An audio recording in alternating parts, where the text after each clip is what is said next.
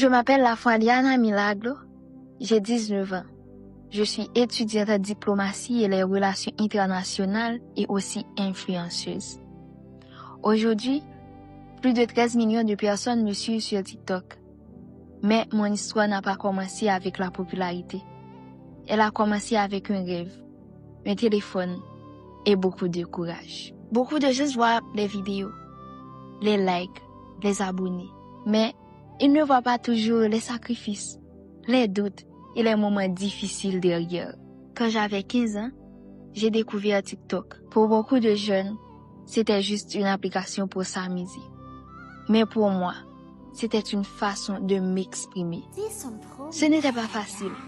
Ma mère ne voulait pas que je fasse des vidéos.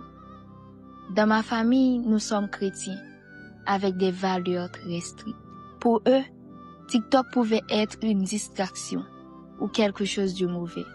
Alors, j'ai commencé à filmer en cachette, derrière les portes, dans les coins de la maison, parfois même quand tout le monde dormait.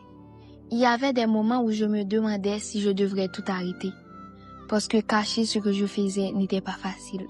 Parfois, ma famille me disait « Concentre-toi sur tes études ». Et elle avait raison d'une certaine manière. Dans mon cœur, je savais que je pouvais faire les deux. Au début, mes vidéos avaient seulement quelques vues, 10, 20, parfois 100 vues.